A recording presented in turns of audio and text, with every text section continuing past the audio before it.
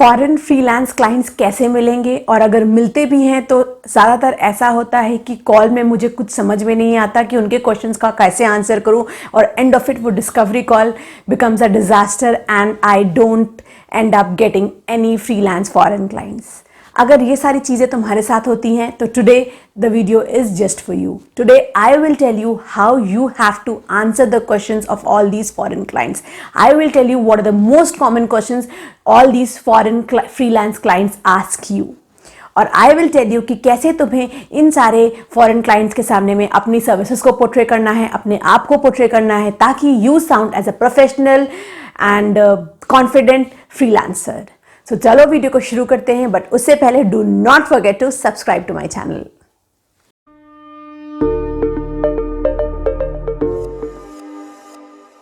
During a discovery call or a voice call, the first thing that the clients really want from you is your behavior, your professional behavior. जितने भी clients होते हैं, they pay keen attention to your tone, to your responses and to your listening skills and to your behavior.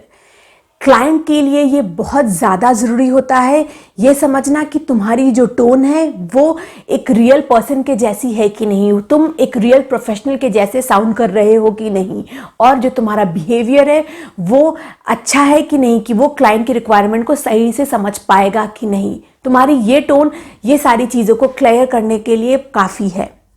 अगर तुम conversation के दौरान कुछ ऐसे वर्ड्स यूज़ करते हो, okay, yes, yep, all these words they sound very casual. ये सारे वर्ड्स ये नहीं दिखाते कि तुम उस क्लाइंट का वर्क लेने में जेन्युइनली इंटरेस्टेड हो। They don't make you sound real professional writer और a real professional freelancer. Instead of that, you have to make sure during the discovery call or any kind of voice call, you use real conversational words.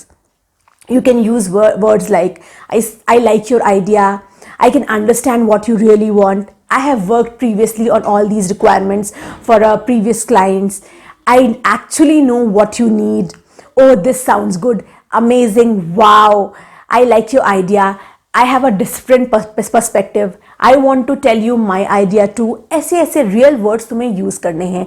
You have to ask clarifying questions, you have to respond well, you have to understand the client's requirement and you have to develop a sense of urgency। अगर तुम ये सारी चीज़ें करोगे तो client को लगेगा that you are a real person who will really match the client's requirement and who is genuinely looking for work and who can provide good quality work। So make sure जो तुम्हारी tone हो, जो तुम्हारा behaviour हो, जो तुम्हारे responses हो और जो जितनी चीज़ें तुम सुन रहे हो वो एकदम अच्छी हो, प्रोफेशनल हो। You have to sound interesting during the entire call।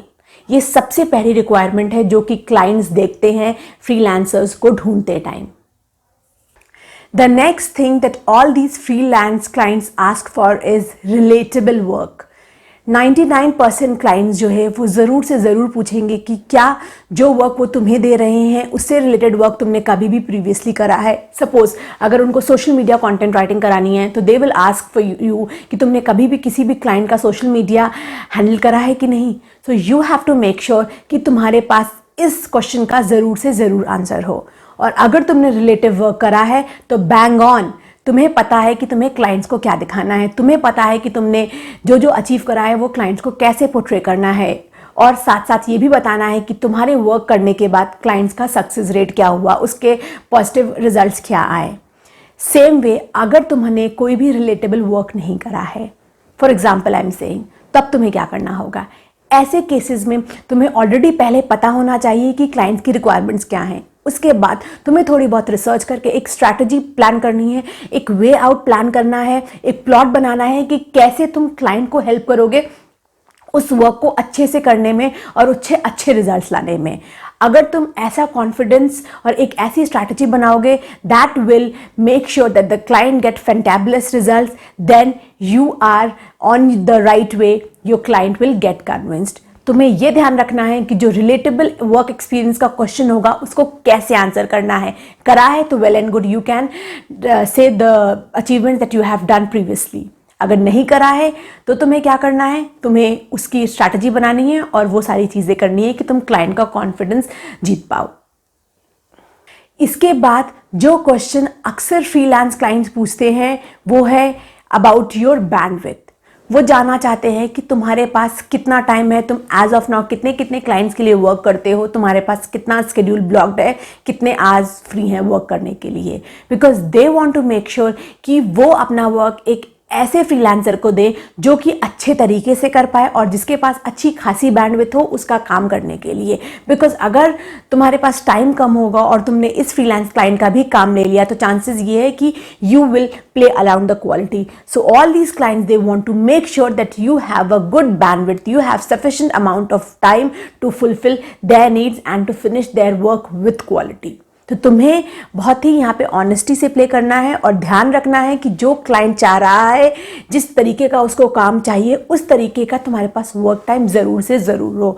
अगर तुम इसमें झूठ बोल के क्लाइंट को बोल देते हो कि I have only 1 client as of now, पर तुम्हारे पास 5-6 क्लाइंट्स हैं और उस क्लाइंट के लिए तुम्हारे पास उतना टाइम नहीं है, तो चांसेस ये है you will end up providing bad quality work to this particular client and this will develop a bad rapport और a bad reputation of yours in the industry.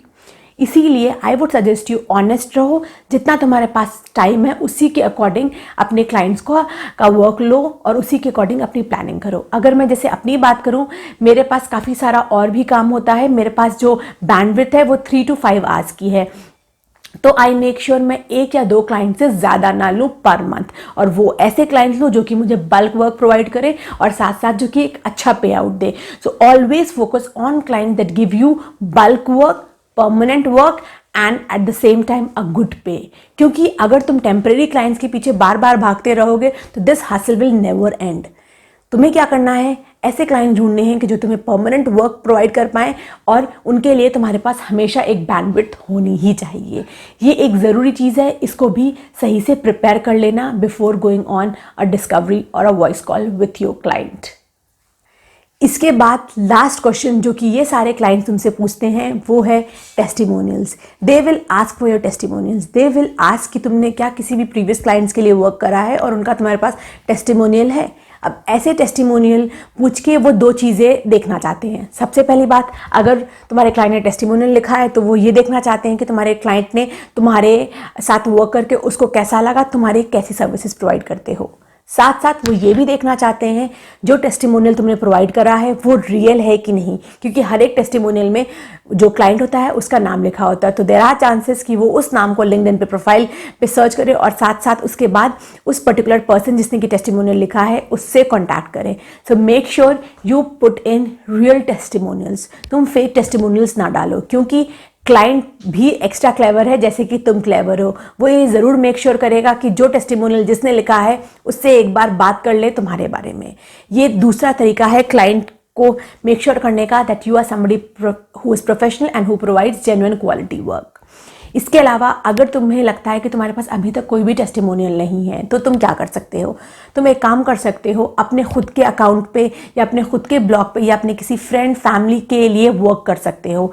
उसका वर्क करने के बाद तुम उनसे एक टेस्टिमोनियल ले लो और साथ साथ उनसे ये भी पूछ लो कि तुम्हारे वर्क करने के बाद उनका जो वर्क है उसमें कुछ प्रोग्रेस हुई है कि नहीं, उस तुम्हारे काम ने उनको कुछ पॉजिटिव रिजल्ट दिखाया है कि नहीं। This can be your testimonial. उनको तुम फ्री में वर्क प्रोवाइड कर दो या खुद अपने ब्लॉग पे वर्क करना शुरू कर दो। ये सारे भी तरीके हैं टेस्टिमोनियल्स गैदर करने के, अगर तुम्हारे पास अभी एज ऑफ नाउ कोई भी टेस्टिमोनियल्स नहीं है। So that's it for today's video. These are the things that all the freelance, international or national clients look for when they go on a discovery call or a voice call with any freelancer. तुम्हें ये ध्यान रखना है, तुम्हें बहुत ही honest और बहुत ही अच्छे तरीके से बिहेव करना है, अपनी चीज़ों को अच्छे से पोर्ट्रे करना है ताकि तुम उस क्लाइंट को अच्छे से समझा पाओ कि तुम किस तरीके का वर्क करते हो। सो आई बिलीव तुम्हें ये सारी टिप्स पसंद आई हैं, और अगर पसंद आई होंगी तो वीडियो को लाइक कर देना, चैनल को सब्सक्राइब कर देना। I will meet you in my next one. Till then, अल्लाह हाफिज़, बाय बाय एंड नमस्ते।